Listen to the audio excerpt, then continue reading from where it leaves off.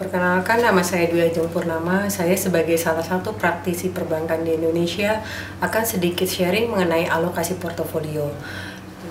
Kita mengenal ada 5 karakter investor atau nasabah dengan yang kita sebut biasanya dengan 5 risk profile.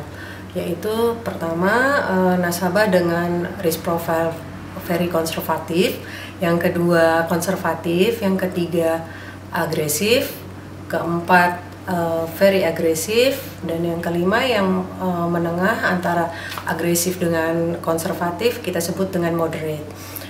Pembagiannya sendiri bahwa setiap nasabah itu alokasi portofolionya pada dasarnya terdiri dari 3 unsur, yaitu cash, kedua fixed income, yang ketiga equities atau saham.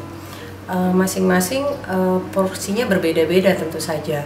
Seperti untuk nasabah dengan risk profile very konservatif, dia menempatkan untuk dananya pada cash itu 35%, kemudian 55% pada fixed income, dan 10% pada saham atau equities.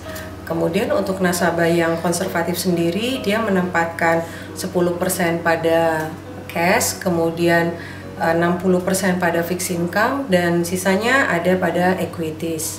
Kemudian bagaimana untuk nasabah moderate? Moderate itu nasabah memang dia campuran antara agresif dengan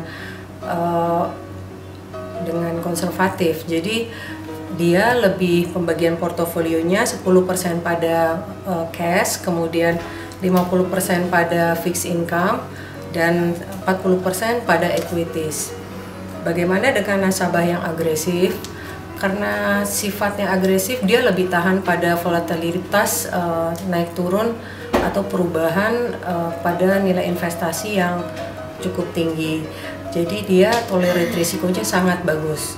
Untuk nasabah dengan tipikal seperti ini, dia penempatannya pada cash itu biasanya dia cukup di 5%, kemudian 25% pada fixed income, dan 70% dia pada alokasinya kebanyakan pada saham atau equities. Untuk nasabah atau investor dengan tipikal risk profile very agresif, penempatan dana pada fixed income dan cash menempati proporsional sebesar 10% dan 10%, kemudian 80% terletak pada equities atau saham. Sebenarnya mengapa kalau kita lihat ya, setiap nasabah dengan risk profile yang berbeda itu memiliki penempatan saham pada setiap alokasi portofolionya. Sebenarnya fungsi saham itu adalah supaya nilai uang kita tidak tergerus oleh inflasi. Jadi jangan salah berpikir bahwa kita menempatkan dana kita pada saham itu berarti kita mempertaruhkan resiko uang kita untuk kehilangan. Dan yang terpenting adalah untuk investor atau nasabah yang awam itu kita bisa menitipkan untuk pengembangan dana kita pada manajer investasi, tentu saja pada manajer investasi yang terpercaya. Kemudian mengapa ada penempatan cash? Sebenarnya fungsi cash itu sendiri adalah dana kita itu bisa anytime atau kapan saja bisa kita tarik. Dia memiliki likuiditas tinggi. Cash itu isinya antara lain pada tabungan, deposito, pasar uang, atau obligasi yang kurang dari 1 tahun. Kemudian untuk penempatan fixed income sendiri itu bisa berupa obligasi atau surat utang, baik surat utang yang dikeluarkan oleh pemerintah maupun surat utang yang dikeluarkan oleh corporate. Mungkin orang tidak familiar apa pengertian dari fixed income itu. Karena fixed income itu bukan berarti pendapatan yang sifatnya tetap, akan tetapi fixed income itu alokasi portofolio yang penempatannya pada obligasi, baik obligasi yang sifatnya retail maupun non-retail. Obligasi sendiri kan pada dasarnya dibagi menjadi 2, yaitu obligasi yang dikeluarkan oleh pemerintah, kemudian obligasi yang dikeluarkan oleh corporate dengan rating tertentu yang dikeluarkan oleh badan rating yang sudah ditunjuk.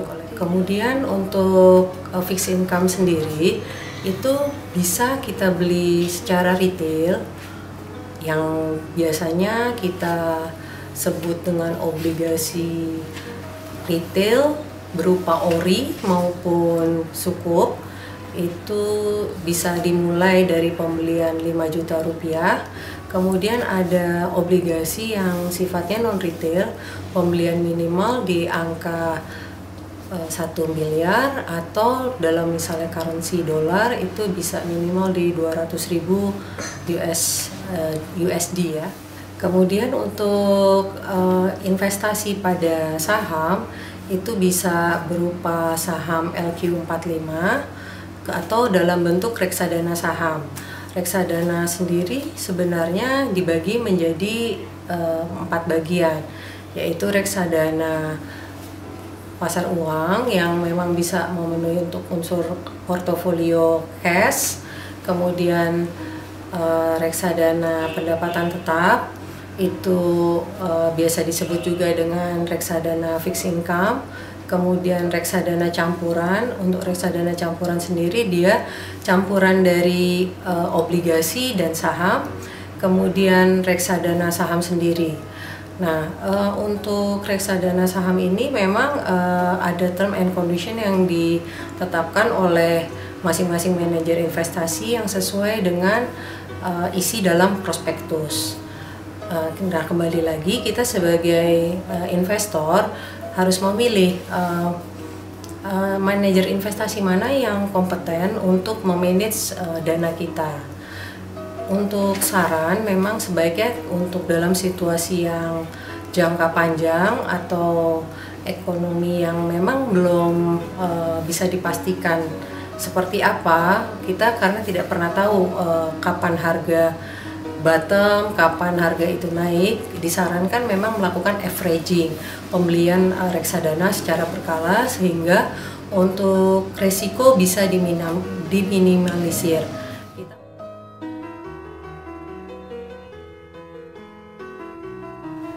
Bagaimana penempatan properti sebagai salah satu bagian dari alokasi portofolio customer itu dimungkinkan saja. Akan tetapi memang yang perlu dipertimbangkan bahwa karena sifat properti itu tidak liquid, jadi kita memang menempatkan properti itu sebagai salah satu bagian dari alokasi portofolio yang sifatnya memiliki volatilitas tinggi. Jadi kalau kita misalnya sudah melakukan pembelian properti, otomatis proporsi untuk pembelian dalam saham itu dikurangi karena sifatnya saham itu memiliki volatilitas tinggi. Tidak jelek memang kita memiliki investasi dalam properti karena memang cukup baik prospek kedepannya. Karena tanah memang lahan terbatas, kemudian dimungkinkan harganya naik terus, tapi yang perlu diperhitungkan adalah dari segi likuiditasnya. Setiap investasi di berbagai macam alokasi memang harus diperhitungkan sehingga memang kita memiliki dana yang cukup untuk likuiditas kita. Nah, bagaimana menghitung likuiditas kita sendiri? Penempatan cash sebagai salah satu dana darurat untuk kita yang belum memiliki keluarga itu bisa ditempatkan 3-5 kali pengeluaran bulanan. Kemudian untuk yang sudah memiliki keluarga itu bisa mencapai 12 kali dari pengeluaran bulanan. Nah, fungsinya dana cash ini atau dana darurat, kita tidak mengganggu dana yang memang ditempatkan pada dana investasi, khususnya pada saham. Mengapa? Karena untuk penempatan pada saham itu jangka waktu penempatannya minimal 5 tahun. Jadi kalau kita misalnya break atau kita cairkan sebelum 5 tahun, ada kemungkinan itu loss. Dan yang perlu dipertimbangkan bahwa volatilitas dari saham itu sangat tinggi, jadi tidak menutup kemungkinan bisa dalam satu waktu itu turun hingga 50%.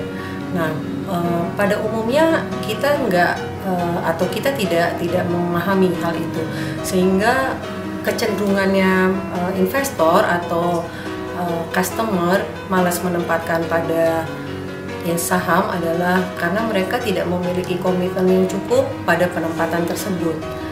Jadi mereka memang tidak menyiapkan dana yang sifatnya darurat untuk anak misalnya sakit, kemudian untuk perbaikan rumah, kendaraan yang rusak atau rumah yang rusak, itu seharusnya ditempatkan pada dana darurat, bahkan ketika resiko kehilangan pekerjaan. Nah, ini yang salah satu penyebab mengapa kita gagal berinvestasi. Sekian, terima kasih atas perhatiannya. Semoga kita bisa bertemu lagi di pembahasan yang berikutnya. Salam.